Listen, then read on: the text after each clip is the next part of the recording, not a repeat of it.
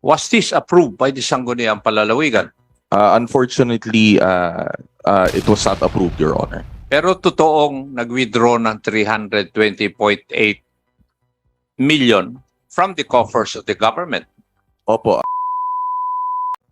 Mr. Vice Governor, ano po yung programa na ginamit ni Governor para makapag-withdraw siya ng pera at makapagbigay ng pera doon po sa mga botante o mga tao doon sa Cagayan Province? good afternoon, Mr. Chair. It was about the COVID and pandemic assistance that he gave po based from my memory during campaign po ito. At ito po yung it's a less than 100 million amount, and ito po yung ito po yung isa po sa mga nila-in veto niya po during the 2022 budget that because of the 2/3 votes of the Sangguniang Panalawigan was overridden, Mr. Chair. Mr. Vice Governor, doon po ba sa budget ng 2022, meron pong programa na pandemic relief?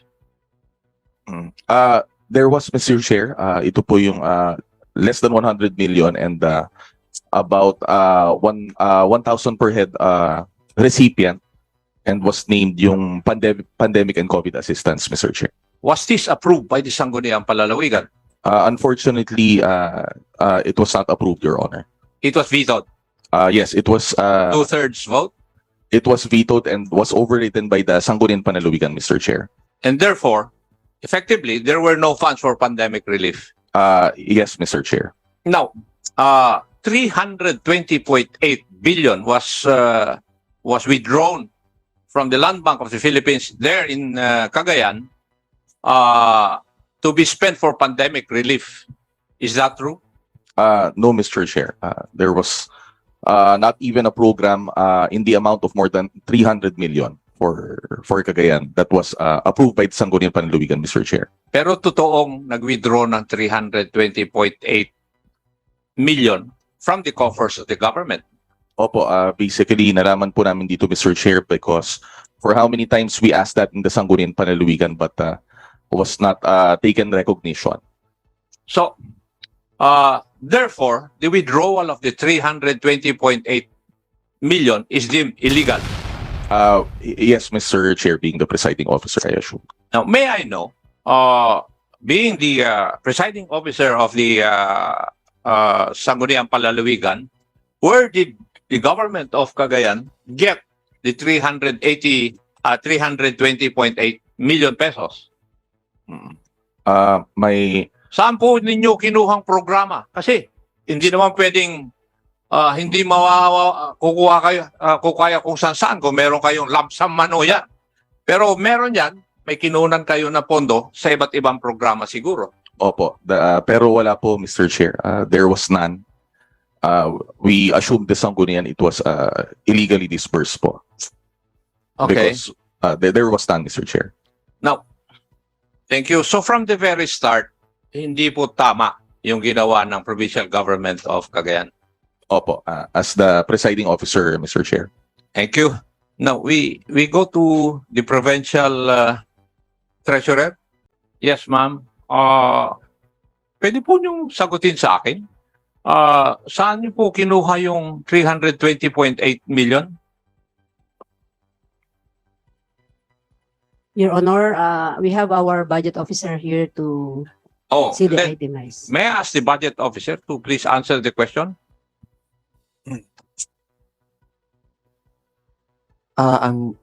Your Honor, ang pagkaintindi ko po doon sa question ay yung regarding po doon sa cash advances.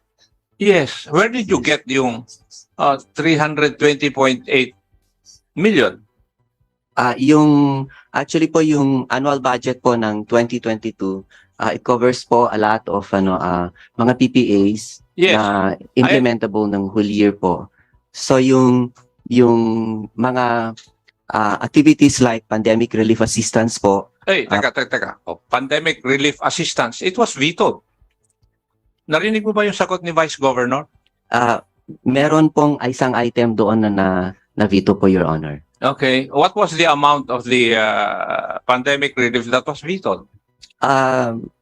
Kung maalala ko exactly po, that's 112 million po yung nasa executive budget.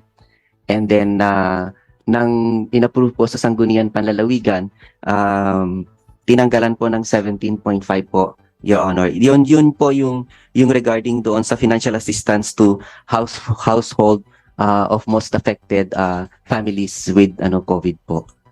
So yung 94.5 million po na yun, it was na line item veto po siya, pero hindi po yung doon sa amount na pag-reduce po, kundi yung doon sa yung policy guidelines na in-issue po ng Sangguniang Panlalawigan doon sa implementation ng particular activity na yun. So ang binito lang talaga ni Governor doon ay yung policy guidelines po, hindi po yung amount. Yung amount po ng 94.5 in-approve mo ng Sanggunian, yun din po yung basis doon sa sa appropriation po natin. 94.5. Yes po, Your Honor, yun po yung maalala po. Would you agree, Vice Governor? No, Mr. Chair. No. Opo. Ano po, what we did, if to further elaborate, Mr. Chair, was what we did was to have it by 5,000 per recipient per household, and it was level 3 that they will get the amount. Kasi, Mr. Budget Officer, wala po ako sigurong makita dyan sa inyong budget for 2022 na isang programa that would amount to 320.8 million pesos. Tama po ba ako? Okay lang po mag-explain ako, sir. Hindi nga. Tama ba yung akin na walang isang programa na ang amount na naka-allot doon ay 320.8 million pesos. Tama ba ako? Your Honor, yung Yes or no? na subject po sa COA, maraming kwan po yun. Yes or no? Ang tanong ko po ay masasagot lang ng yes or no. Hindi ko hiniingi yung explanation mo eh. Pakiulit po yung question, Your Okay. Honor. Kung titignan mo yung budget ng Cagayan Province, noong 2022, walang line item doon na ang amount ay 320.8 million pesos. Halimbawa, programa mo financial assistance to persons affected by COVID, 65,000. Halimbawa, yung programa, walang programa dun sa budget ng Cagayan na ang amount ay 320.8 million. Tama, 320.8 million pesos. Wala. Meron ba? Yun nga sana po, Your Meron Honor, ba? gusto ko sanang i-explain. Hindi, sagutin meron mo ba? muna, Bandito kasi, Ako bago ka mag-explain. mayroon ba wala? Yes or no lang yun. Oh, Then you explain.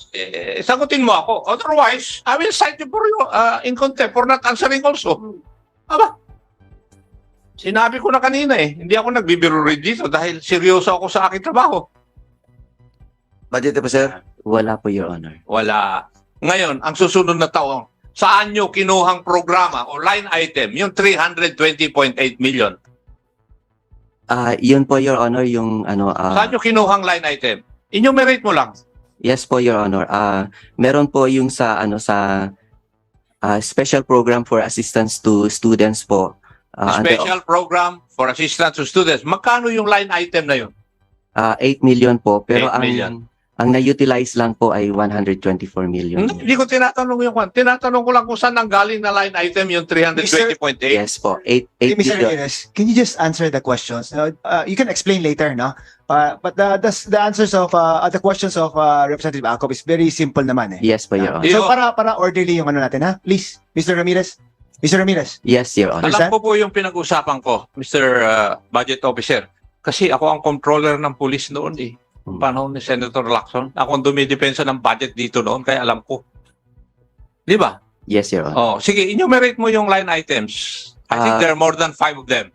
Meron din po yung financial assistance to households most affected by COVID-19, yung na-mention ko po kanina, yung 94.5.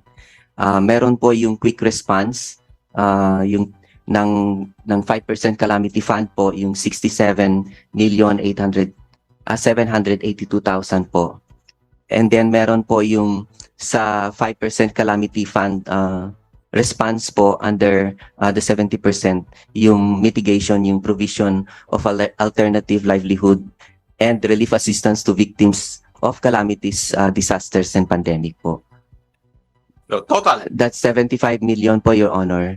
Meron din po yung development assistance donation po under Governor's Office na pandemic relief assistance po na to 50 million po. Meron yung relief assistance po ng municipalities affected by local insurgents na 27.796 million po, Your Honor. Saka yung financial assistance po under for indigent single parents na 2 million po. Hindi po siya exactly 320 po, kundi 320 million 78,000 po. Sa akala mo, Mr. Budget Officer, tama yung ginawa ninyo? Yes po, Your Honor. Tama.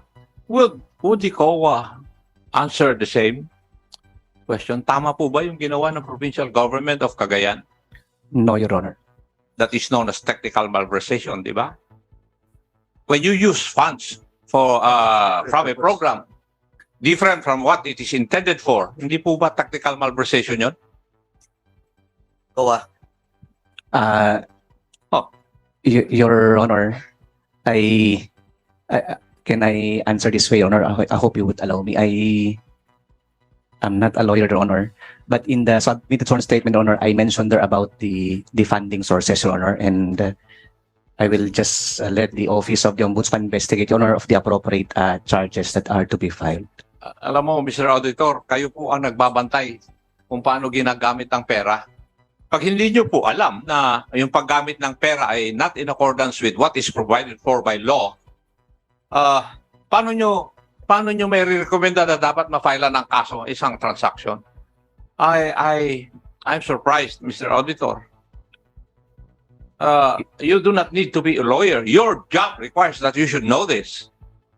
Can I reply, Your Honor? Sir Chair, may we request before that, with the indulgence of Romeo, Chair ako, may we request for the copy of the breakdown ng sinabi kanina ni yung sinabing amount, meron ba tayo dyan? Or bago lang mo niya, meron ba? Comsec is directed to provide Congressman Adjong of the copy of the detailed budget. Thank you, Mr. Chair. Thank you po, Chair, Thank Romeo. Mr. Chair. Chairman ako, please proceed. Ako please answer the query of... Your Honor, what I did was to present all the facts, Your Honor, and I included there all the violations, Your Honor, that based from our findings, Your Honor, based on our precision, Your Honor, and I laid down everything, Your Honor, so as not to preempt what the Ombudsman will say, Your Honor, and we submitted everything to the Office of the Ombudsman, Your Honor.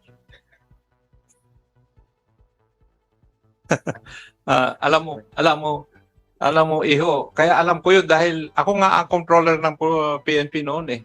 At yun ang kinakaso sa mga disbursing officers. When they use the money intended for a certain program, for a different program which was not intended for, that's technical malversation. Hindi ko alam kung bakit hindi nyo alam yun, Mr. Auditor.